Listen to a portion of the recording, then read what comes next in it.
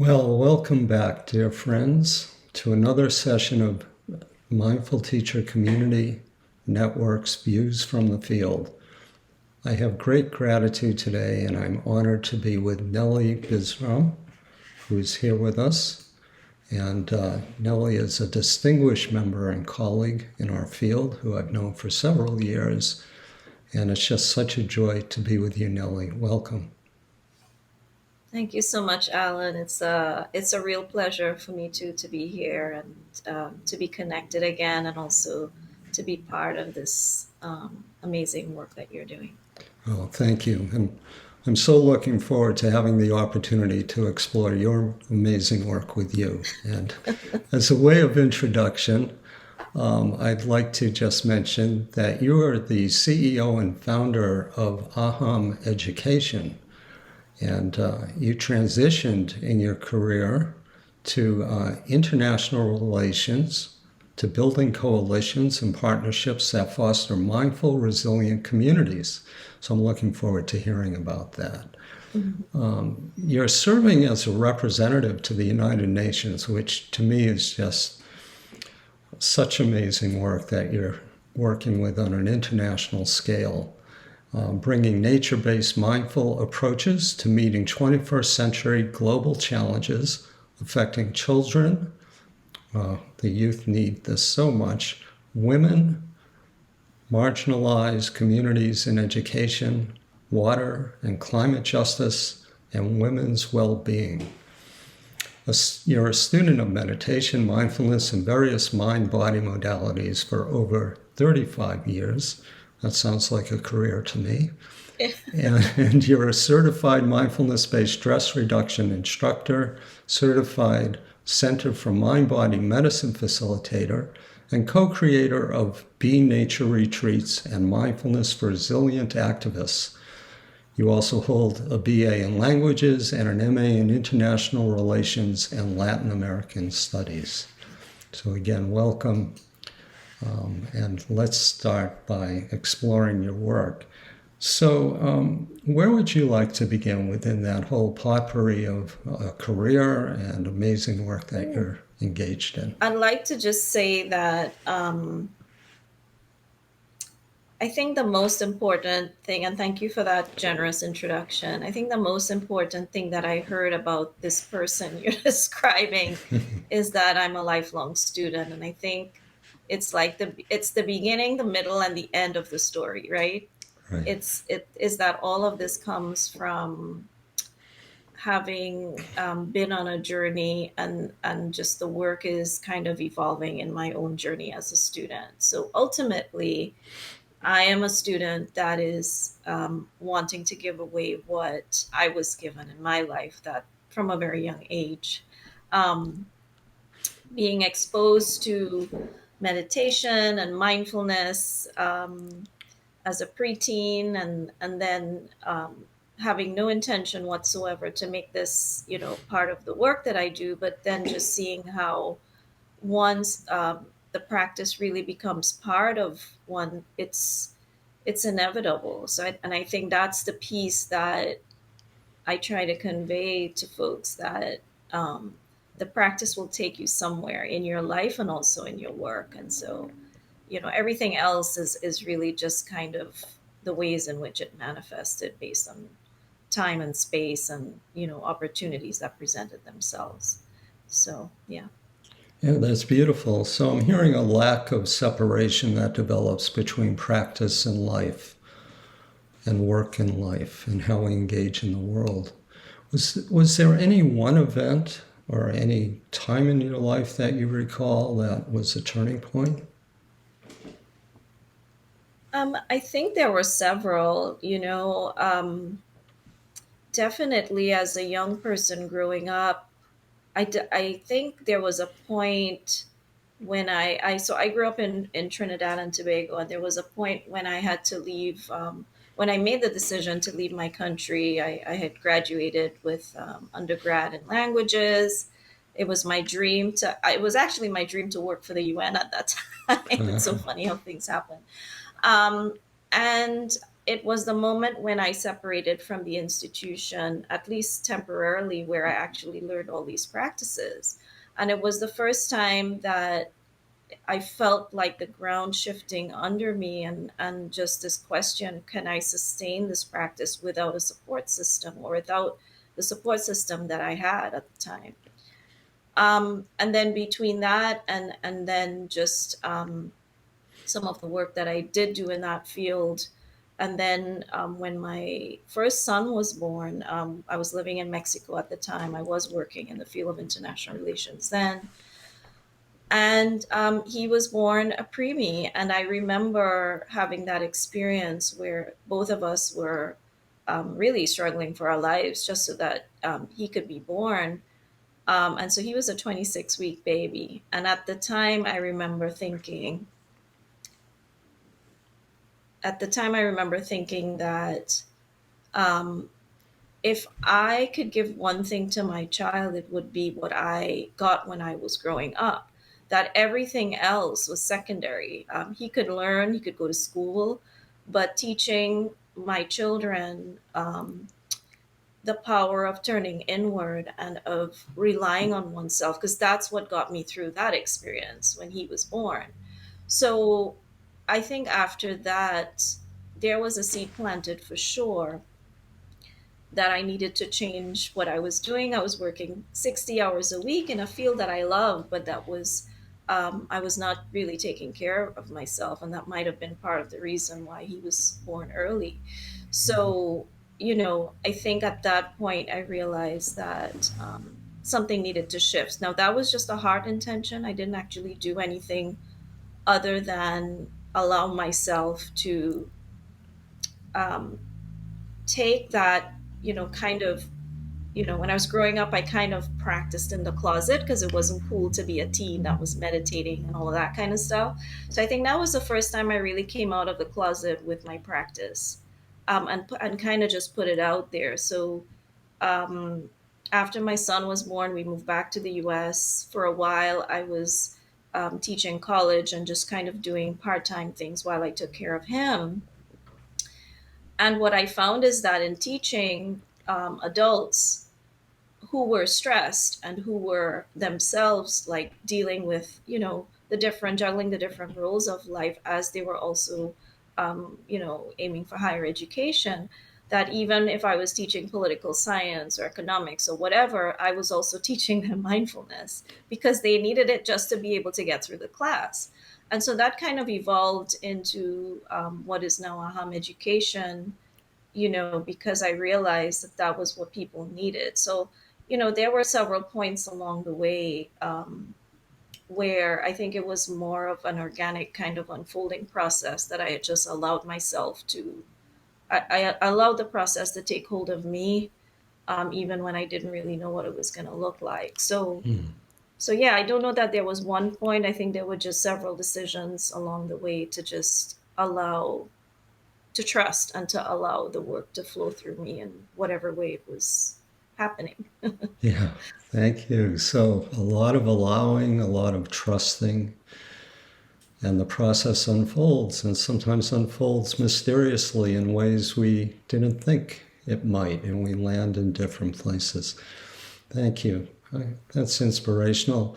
And you've landed with AHAM Education as the CEO and founder of this organization that works locally and globally with your work in the UN. So, what exactly happens at AHAM? And I like to use the word global because we're thinking global, we're acting locally, no matter where we are. Yes. So AHAM is, I like to call it we're a social investment initiative. So the legal language, I guess, is that we're a 501c3 nonprofit organization. Yeah. So AHAM Education is a social investment initiative that is really focused on empowering folks with tools that cultivate, we say, presence, positivity, and peace.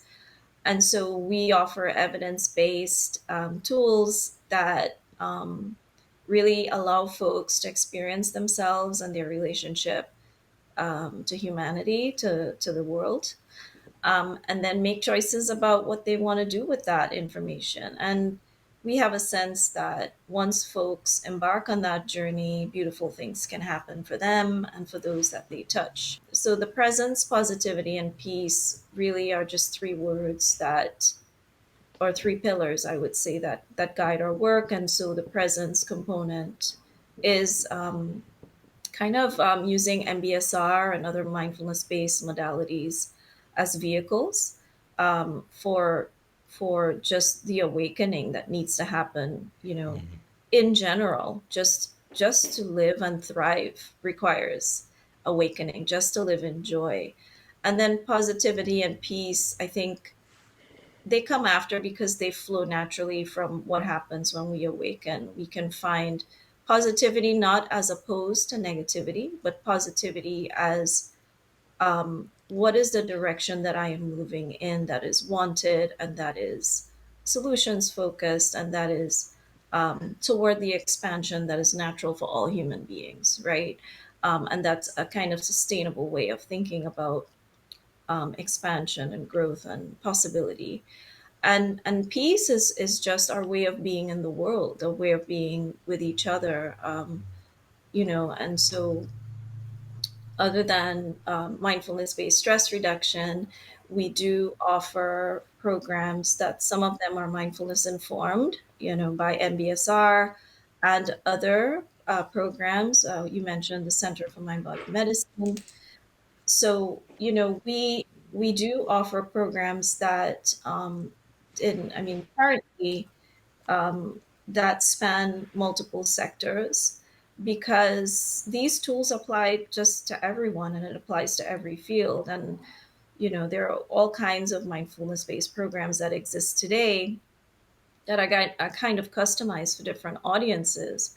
But essentially, they're at the heart, the principles remain the same. It's about allowing a process of awakening through practice that's highly experiential, allowing folks to engage in some inquiry, and then also a component that's really present for us is action, action in one's own life and action in the community.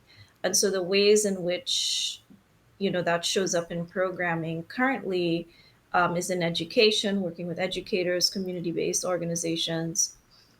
We do a lot of work with activists, and we in the last few years, our work has taken us in the direction of integrating nature-based approaches, because we find that when there's something that nature offers us, even if we never took a mindfulness course, there's something about being in nature that takes us there as a vehicle.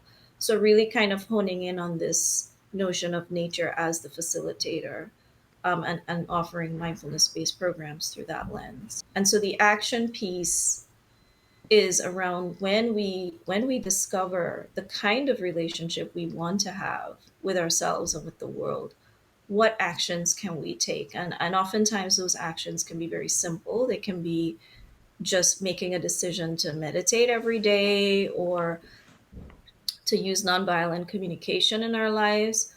And it can be what type of organizational practices will allow me to achieve my mission in a way that is peaceful, sustainable, and in a way that nurtures the people that are in my organization and my system.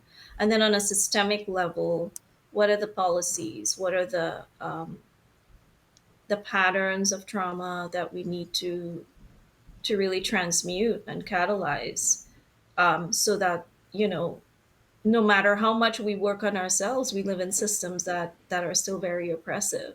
So how can we take the practice to that level, and in those spaces, and be fearless about asking politicians to meditate, or about whatever it needs to look like, because at the end of the day it goes back to folks experiencing this. So we can't really even in those situations where it's very highly intellectual, inviting a fearlessness, if you will, about practicing so that folks really can touch the value of that this can bring in those spaces. Thank you. That sense of fearlessness lands very deeply. Takes great courage to be fearless. So thank you for that. And maybe we could take a step back and just, what does the acronym of AHAM stand for? The word aham in Sanskrit is means I am. It's actually the essence of who we are before the labels come on, before we say I am Knellee, I am mother, I am father, whatever. And so just the word aham alone, just saying that word, I'm really into the power of sound and vibration.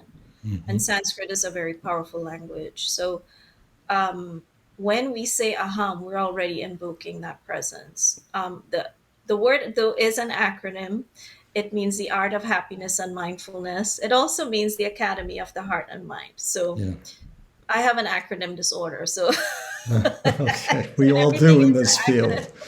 The field of mindfulness has an acronym disorder. So yeah, Yeah. but that's what it means. Yeah. So the word kind of means what we're doing, what we're trying to offer to folks. Yeah, that's wonderful. How do you view the heart and the mind? Are they one and the same? Do they reside in the same place? I'm of East Indian heritage. We tend to view the heart and mind as two sides of the same coin. We in Sanskrit the word for heart and mind is the same. It's chitta, right? So the chitta is what kind of is both kind of like the faculty. There are several functions. One is kind of what in the Western world we call the mind kind of activity, which is perception and you know interpretation and just just being able to see, just being able to use the senses and then to have experiences. And then the other component is like the memory and the heart, the emotions that go along with thinking and intuition and all of that. So in the Eastern traditions, there's a very much more sophisticated way of breaking all of that down. But essentially, they're all kind of, it's all connected. So it's really interesting that we have two words for it in English, but in the Eastern traditions, there tends to be just one word. So, as a way of inspiration, there are probably viewers who will be interested in what the different programs look like, how you move forward fearlessly. So, in terms of the community-based programs, you mentioned the nature programs. Can you talk a little bit about some of the local community nature? We and I have to give credit to the partners in the community that are really part of the work that we're involved in. We do a lot of our work through partnerships. I just want to give a shout out to Diversity and Aquatics, the Southeast Climate and Energy Network, the Children's Services Council of Broward, and Broward County Public Schools, because after we experienced the Parkland shooting in 2018, the community came together and prioritized mindfulness. And what came out of that was a community of practice, which was very much focused on the healing of people in the community, but also a recognition of history and a recognition of the importance of space. And so we for 2.5 years practiced every Sunday on a historically Black beach, Bondi, Mizell, Eula Johnson, in Dania Beach, Florida. And so the that community of practice really kind of was the beginning of, I would say, crystallization of things we were already doing, but that came together in terms of how can we integrate, how we were integrating, rather, acknowledging the importance of space, the history of the space we're in, and the healing that the land itself needs and that we need. And then from there, what we started were mindful beach cleanups. And so the Mindful Beach Cleanup is a contemplative experience. We do peace walks, and we do water-centered practice, which again, our partners are part of making that happen. So our partner, Diversity in Aquatics, they practice blue mindfulness. So they kind of bring that into that experience. And so what we invite folks for the Mindful Beach Cleanup to experience is both the reality that we are not separate from the earth, and that when we are in nature, it's easier through a mindfulness practice to connect to that and to feel that interconnection. And then we also, going back to the action piece, then take that opportunity once they're kind of in a space of, we call it eco affinity. So there's the awareness of the practices that one cultivates, and then tapping into eco affinity is really falling in love. We fall in love again with nature. And that love is what really drives the activism and the action. And so we advocate, for instance, for the right to clean water in the state of Florida. Some of our community members have become policymakers at the local level and are actually now taking on that type of work. Some of them have done films, and we're also doing a film called Healing People, Heal the Planet, documenting that work. And I'll be happy to share the trailer so folks can check that out. Thank you. So the Mindful Beach Cleanup, we've done that like maybe 2 or 3 times a year, and it's growing, and there's a lot of youth engagement. And so it's a way for us to attract young people who are, they come to get service hours, but they leave having tools to help them do better at school. And they leave more caring more about their environment and committing to doing something more. So that's like a huge piece of the work. Then we have B.Nature Retreats that I co-created with a fellow mindfulness teacher, Piero Falci, which some of folks may know. He's a board member with AHAM Education. And so those are mindful immersion nature retreats where we are the facilitators of nature being the facilitator for practice. So Right. really it's just disappearing in nature and just allowing oneself to just melt into one's environment Yeah. and seeing what happens. And so that has been a really beautiful experience. And then the third thing that I'll mention is the mindfulness retreat for eco activists. So those have been happening in person, online, however we can make those opportunities available. And we try to couple them with the major events that are happening around climate justice. So at the UN Water Conference earlier this year, we did a side event where we talked about the issues, but we also had many practices. And then leading up to COP28, we have on November 19th, we have an all-day Sunday virtual retreat. So it's a combination of allowing folks to have an experience through practices that help them to find, once again, interbeing. And then from that place, then asking some really practical questions about how can I do what I do differently? Or how can I engage more? Or how can I be part of this movement? What is it that I care about? So it's very kind of social change oriented, but it's driven from one's own discovery and falling in love with nature. Oh, that sounds so beautiful. It's a wonderful feedback loop where it sounds like the love is supported and found through practice, and then supported and found in nature, supporting practice, and you're just looping around. So the activism, and correct me if, or add anything to this if you like, it sounds to me like the activism, this fearlessness, is coming from a place of love rather than a place of anger. Absolutely. Yeah. So there are a delegation of us that are going to COP28 in Dubai, Yes. and the great news is that we will be screening the film for the very first time, Healing People, Heal the Planet, where it's footage of the Mindful Beach cleanup, of the B.Nature Retreats, of us working with activists and their voices of saying, I'm burnt out. I can't continue to do this work like this. So I need mindfulness. I need something. And there's a lot of affinity also with the faith-based movement in the climate work, because they're also sending that same message. We're one with nature. So why not use nature? The nature is naturally restorative. And so if we allow ourselves to experience that and to be fearless, that we can, and to trust that we don't have to be angry activists. We can actually do this work in a productive way from a place of love. We might find more common ground. We might be more collaborative.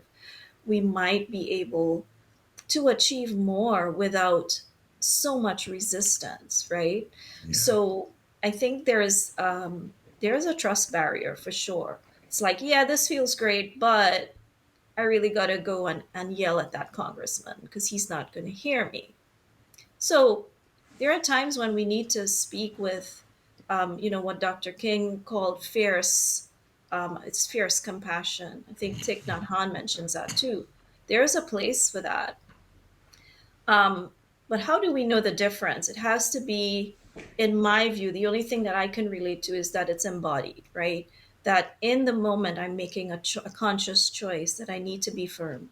I need to have a hard conversation, but I can still do that from a place of love and not from a place of division and hate. And so that's really what we're trying to get folks to embody in their own journey, as opposed to kind of telling them what to do. In terms of working with that and nonviolent communication, given the times we're in with so much conflict and different sides not finding any compassion for the other side, and particularly what's going on in the Middle East right now, how do you view the balance of our work in the world and your work in this way that you're describing with the side of humanity that is not really in touch with that? So I have a lot of faith in, or seemingly silent work that we're all doing on ourselves, that we say in our community of practice and in our mindful beach cleanup. We show up for self-care, but when we practice self-care, we're really transforming the world, whether we intend to or not. So, and I'm not suggesting that's that's the only solution.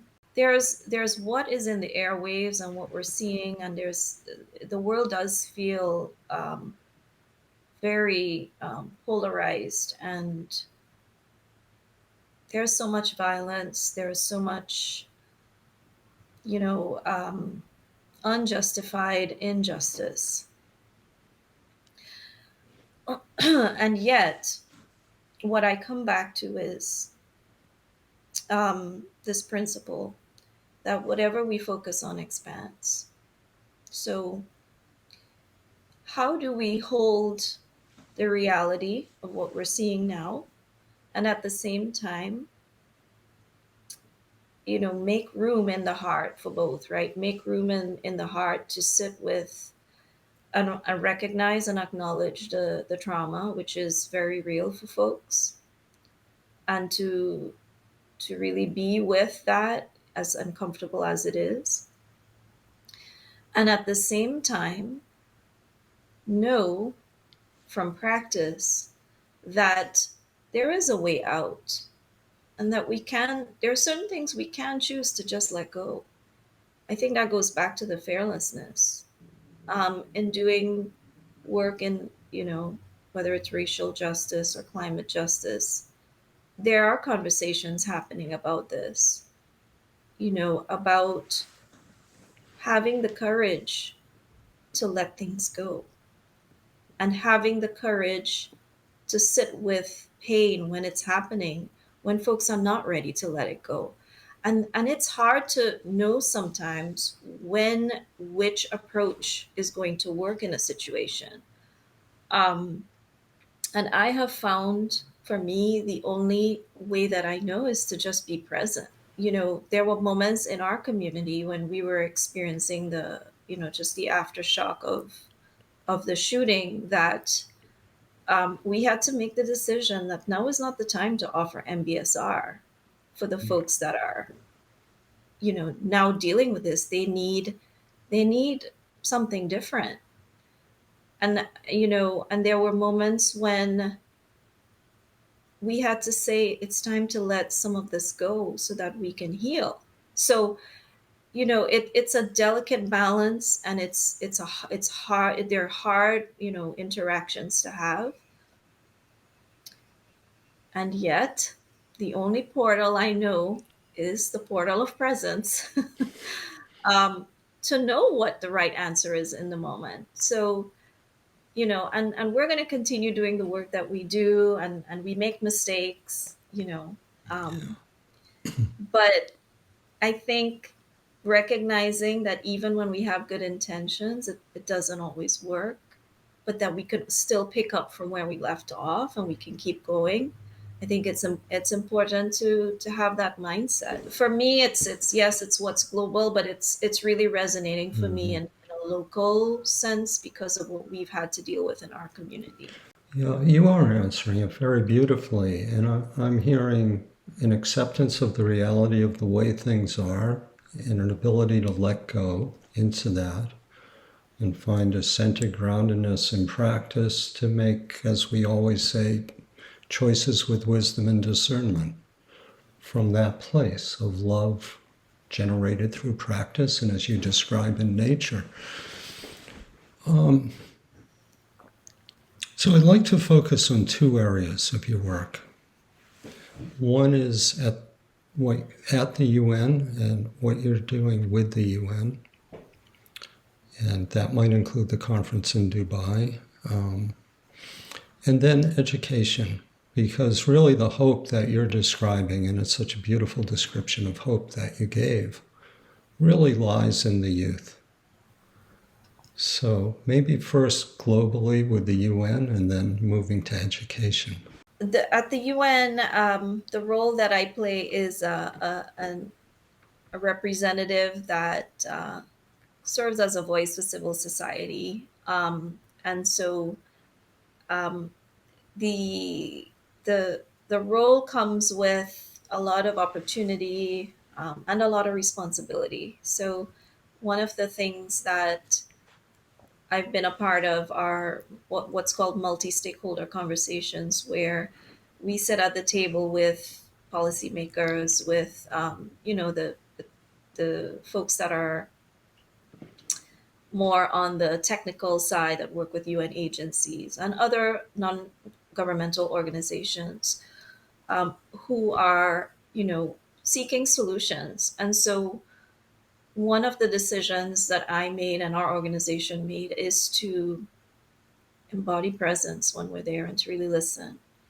Some of the other cool things that have happened is us being able to submit statements that center on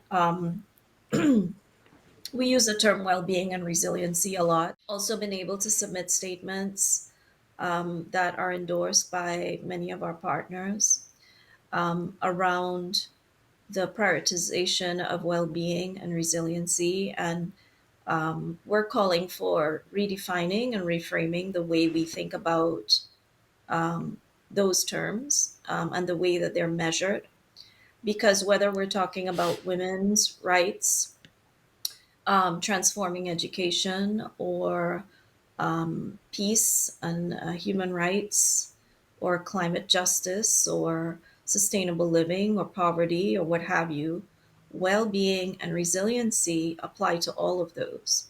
And so we have found great affinity with other organizations that are trying to get that same kind of traction. And so we're part of a group called the UN Commons Cluster that just published a paper that I can share. It's a long paper. It's on this concept of unity, and the unity is about the integration of the holistic integration of nature, society, and economy in order to achieve the sustainable development goals, which are highly siloed and measured based on external phenomena. So if you think of the case of Bhutan that came up with gross national happiness instead of gross domestic product or gross national product, solving all of the world's problems and realizing that if we are disconnected, we're going to continue to come up with solutions that are siloed and that are not addressing root causes. And part of that is to look at the structure of the United Nations and to ask ourselves if we need to change something, and we do, because it is a hierarchical system, even though the agenda of the UN, the 2030 agenda of the UN, is they call it the people's agenda. But most people don't even know what the sustainable development goals are. So part of it is not just the way we frame and measure, but then also on the ground, what does a sustainable development lifestyle look like? And what we're proposing is that it's mindful, it's connected to nature, and there is a way that if we live in a particular way, we can actually support the achievement of all of these goals at a local level, at a regional level, at a global level, if we consider that life is cyclical, that we are connected, and that nature wants to expand, but expansion and growth needs to happen in a particular way, in a way that's sustaining, not in the way that many capitalists and other societies are growing today, which is at the detriment and at the exploitation of people and nature. So there is a way to do this and for us to be competitive and for us to have the stuff that we want and need, but it doesn't have to but it only happens when we look at the whole picture and when we consider um, and when our starting point is a point of understanding the true nature of human beings in relation to the earth, in relation to each other. So part of it, so our advocacy is in showing up in these conversations and finding ways to apply this idea and this practice inside of the conversation that can be highly technical at times, finding places where we can sneak in a mindfulness practice, like we do meditations in the quiet room at the UN, and people Mhm. will walk in and we invite them, and it changes their heart for the day, right? It shows up in the ways in which we are um, so we have a side event at COP28 in Dubai where we will screen the film and then have a panel discussion. And so that's a place for stakeholders who are in government or funders or what have you to have experiences. So we're in the business of creating experiences as much as possible because we know, those of us that are in this work, we know that that's what works, right? More experiences and less explanations. And then we partner with whoever is saying and doing the same thing so that we can create this huge coalition of voices that are moving in the direction of connectedness versus disconnection. You're a wonderful representative of our mindfulness field and the benefits of mindfulness, and to have you working with the UN at this level in this way brings great hope. You mentioned silos, and as we are the Mindful Teacher Community Network, part of our vision and mission is to move out of silos within the mindfulness field. We're all functioning under our own separate entities and organizations, or individually unknown to others. So the question I have is, you also brought up competitiveness, let's say, versus collaboration.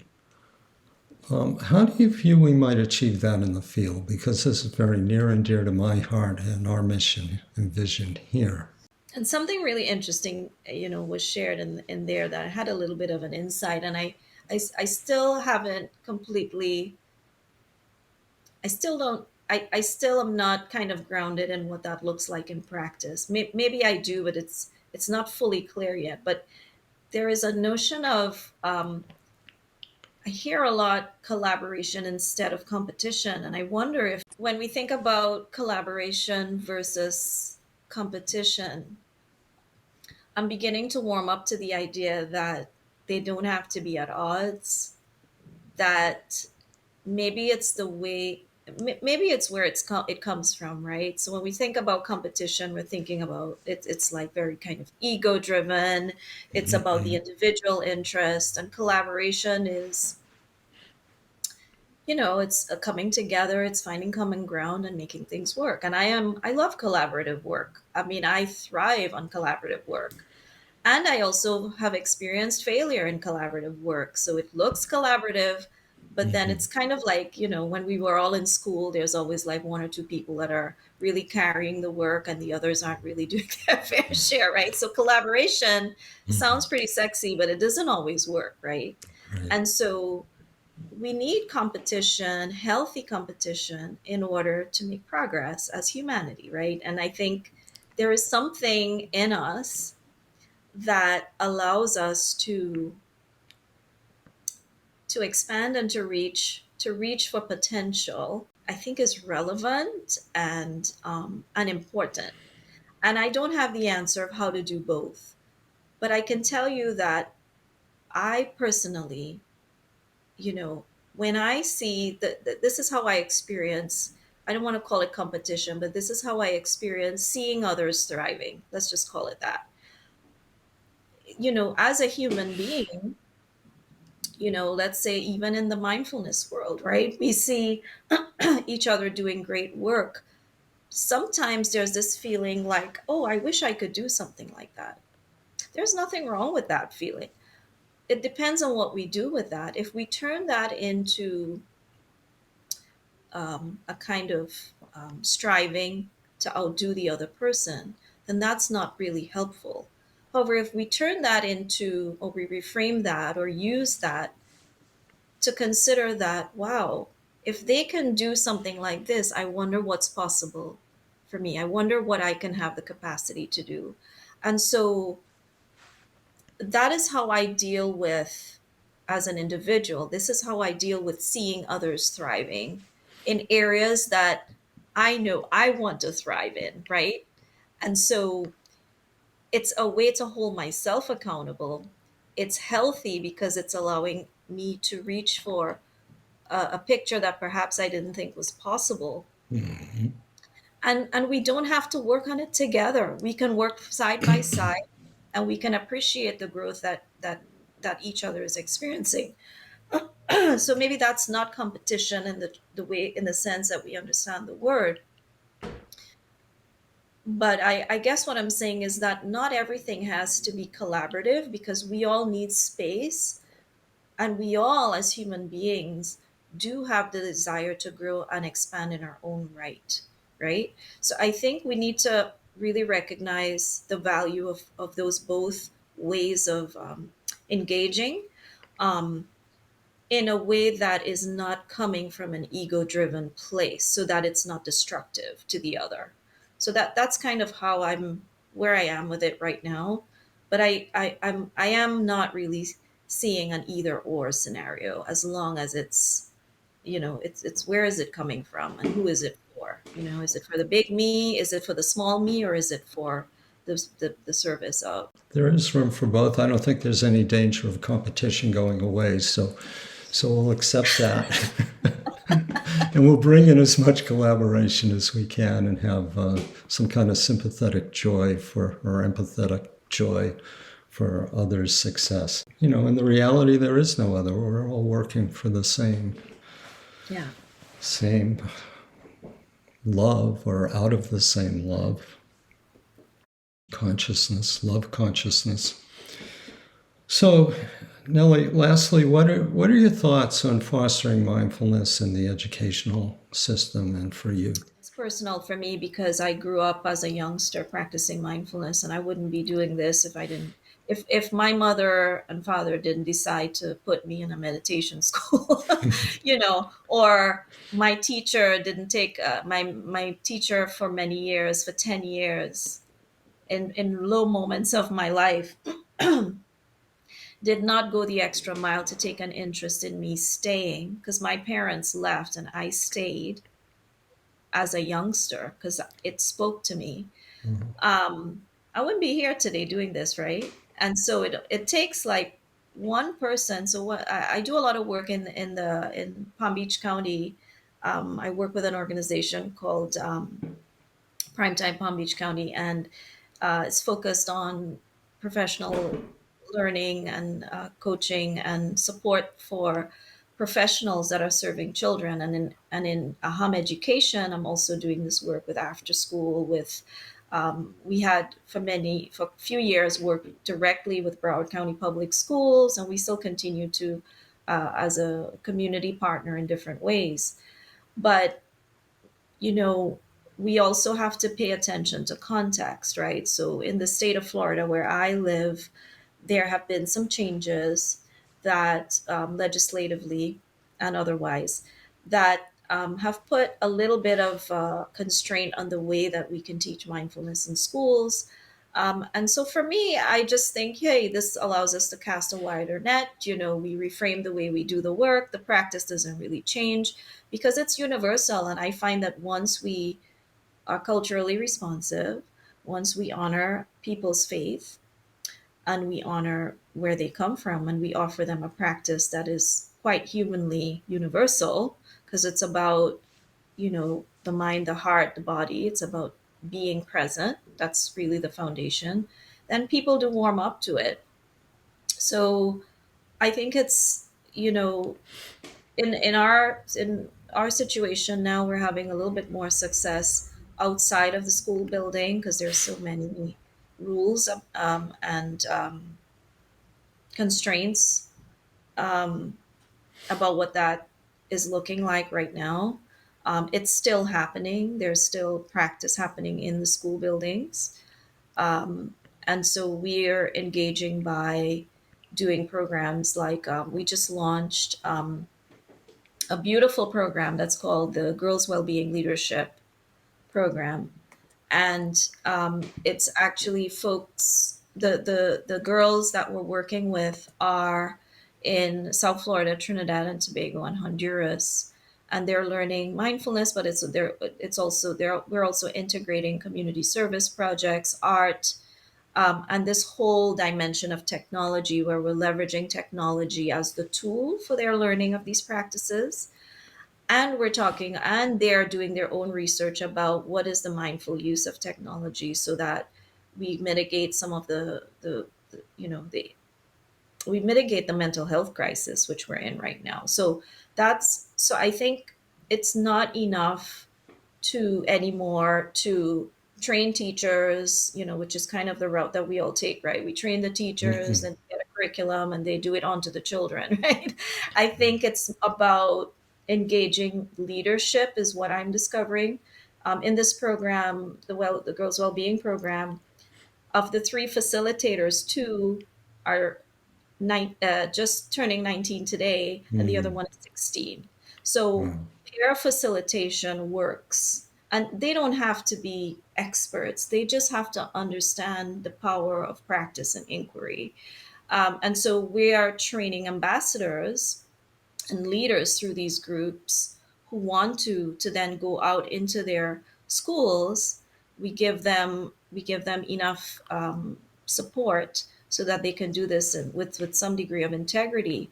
But as long as they are practicing in the buildings, as long as they are sharing it, then there is going to be a ripple effect. Like I said, look at what happened to me, right? So I Yeah. have faith that when we give young people the opportunity to lead, that they know what to do with it. I also want to give a shout out to Inner Explorer because I've worked with them in Broward County and in Palm Beach.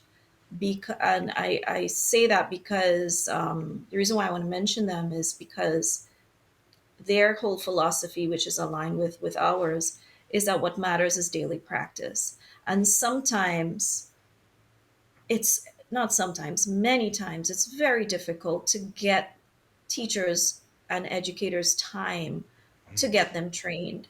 And so the Inner Explorer and other tools that are kind of focus on daily practice in the classroom, in out of school time programs, offer educational institutions the opportunity to institute daily practice, as imperfect as it might be, because there isn't a human leading the practice, right? Mm. But as long as it's following an evidence-based model, and there's an arc of experience, there's a journey, there's an opportunity to express and to name experiences and reflect, then that can be a really powerful way for us to move forward, that takes the burden off of the teacher or of the counselor to know how to teach mindfulness. So I want to lift that up, because I think there's so many missed opportunities, because principals or school leaders decide we don't have the time to do this. And I want to say there's always the time. In fact, like the Dalai Lama says, if you don't have the time, then you need to spend 1 hour. Yeah, right. Your dedication to daily practice turning into decades of work in the field and now landing on this peer-based solution, and to have that ability to do that with younger generations who are now able to be peers and lead the way. It's not all new anymore. We have cultivated that. So to hear that there are 16 and 19-year-olds that are going to grow up to be you with decades of practice, it's very better hopeful. better Yeah, than me. well, perhaps.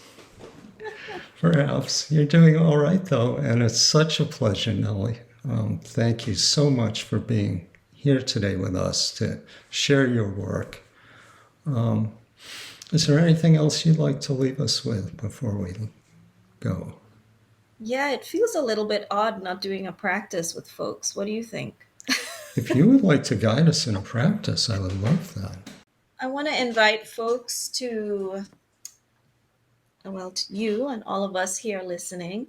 If you're doing something, this would be a moment to pause, to put down anything you're holding on to, find a quiet place to just sit with your feet flat on the floor and your limbs uncrossed, and finding a posture that feels supportive, dignified, upright, balanced, at ease. And starting with the eyes, we're going to start with the eyes open today.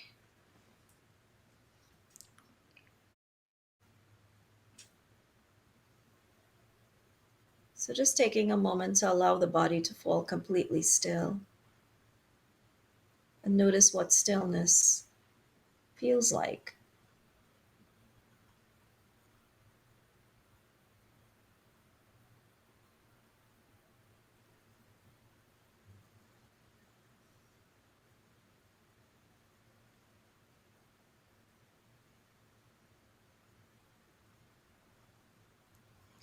And now with the eyes open, bringing the attention to the eyes and just gazing all the way out to the furthest spot in the room that you're in. If you're in a room, just looking perhaps all the way to the wall that's facing you, or maybe there's a window so your view can go even further.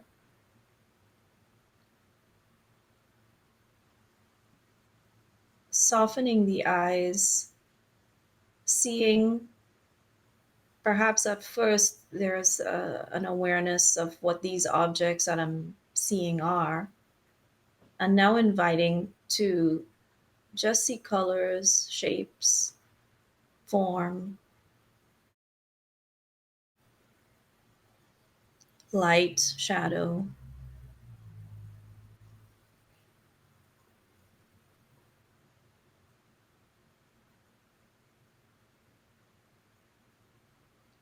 And if thoughts or comments come in, this is normal.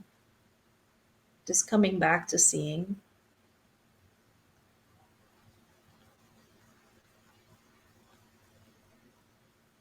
And now inviting to bring the gaze into the middle of the space that you're in.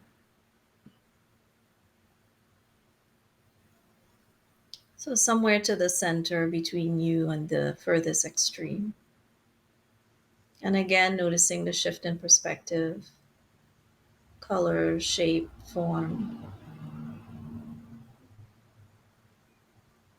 And now bringing, when you're ready, the view in.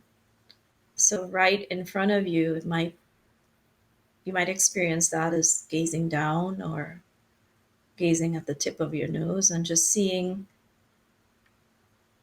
what's in front of you, aware of the side vision, colors, shapes, forms,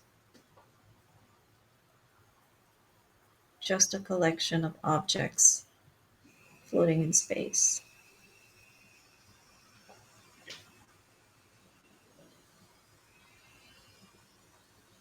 And maybe we also see the spaces between objects.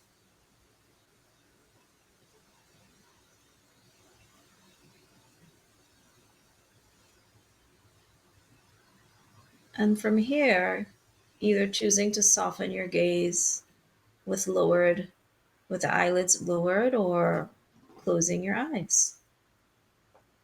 And so with the eyes closed,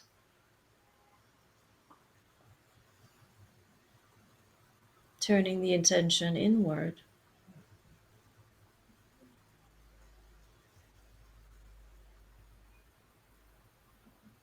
And beginning to feel the body, feeling the feet,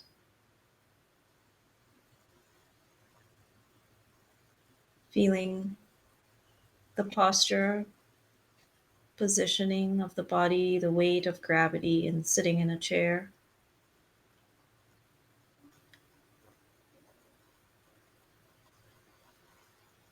Clothing touching skin, air caressing face, hands.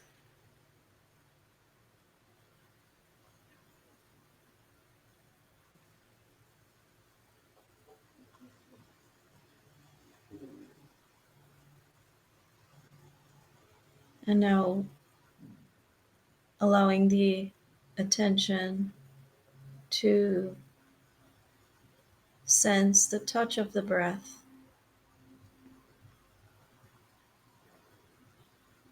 that gentle touch of the breath moving through the nostrils, the back of the throat, the lungs, the belly.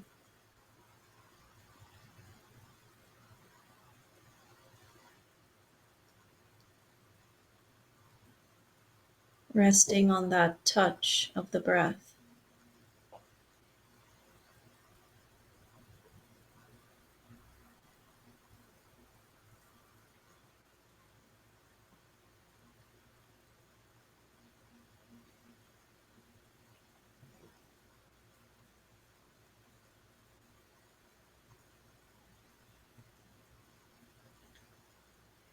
And now inviting to slowly explore smell and taste.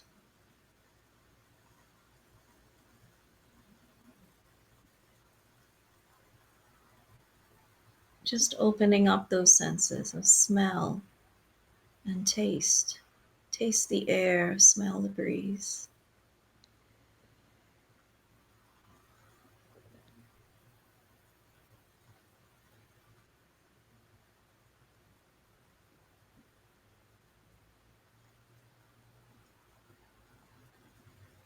And now gently moving to sound. Allow the listening to open.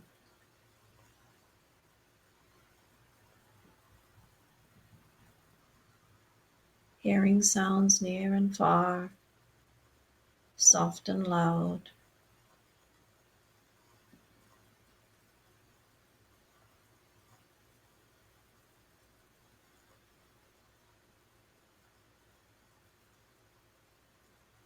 And now allowing the listening to run all the way out to the furthest sound.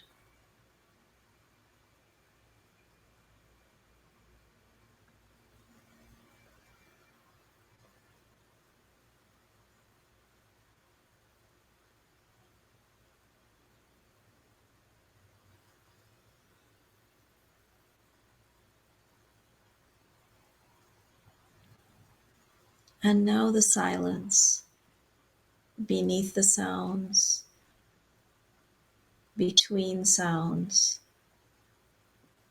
the silence outside and the silence inside.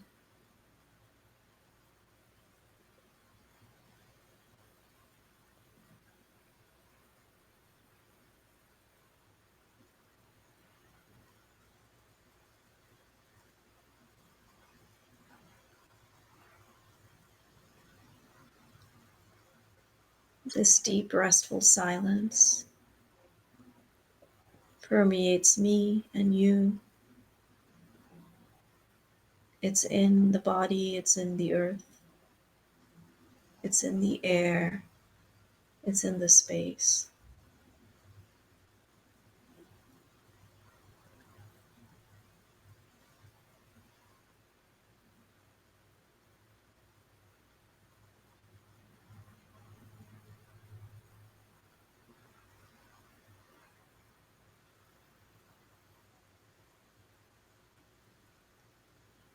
Resting in this great silence.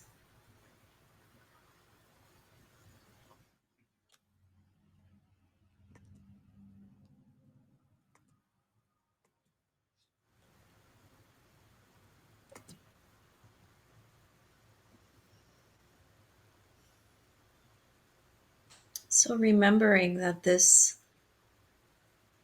silence that we all share, humans, beasts, even the inanimate objects, we all share the silence. And returning to the silence is something that we can do anytime. We can show up for ourselves in silence, in the noise of life, and we can return to this present moment again and again and again, and remember that in the silence we are all connected.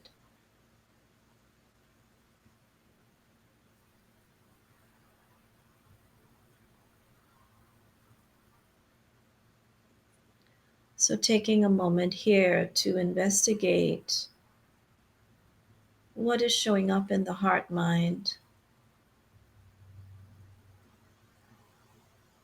and then taking a moment to either write it down or share it with someone next to you.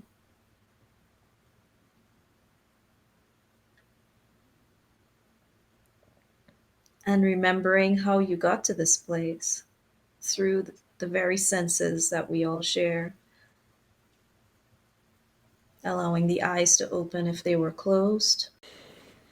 So this practice is really grounded in the power of sensory awareness, and to really find interconnection through just deep. If we practice deep presence through our senses, there's so much to be discovered. So it's a little bit of a challenge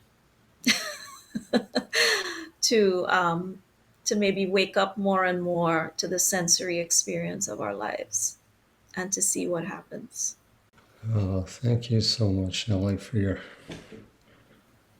presence and guidance. Since you're the person next to me, I'll share the connection of love. And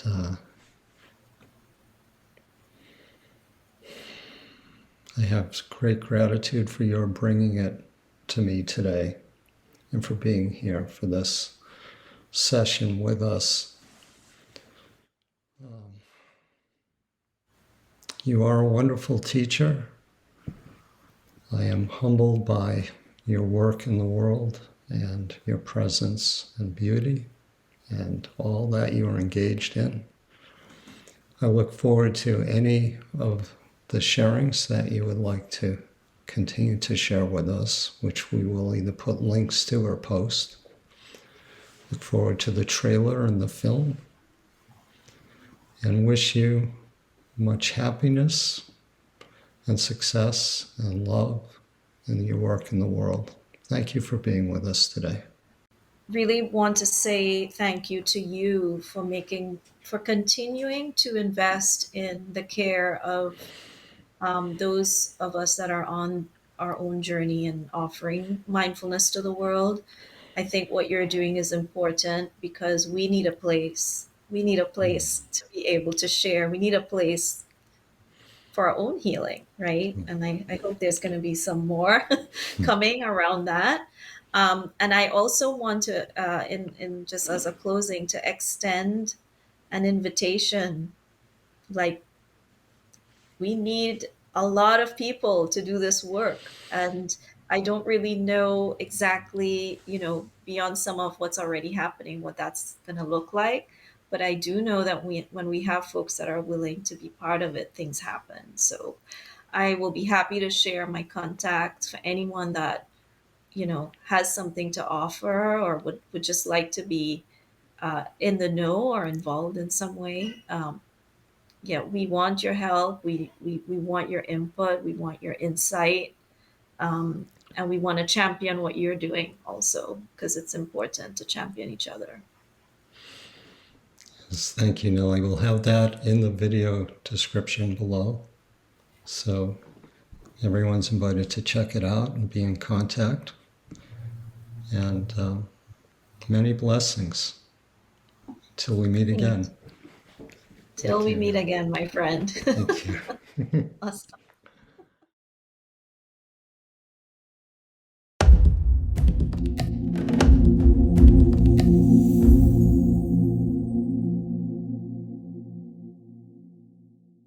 Click down below to join our Mindfulness Teacher Community Network on Facebook, where you are invited to post and share. Ring the bell so you don't miss out on future recordings.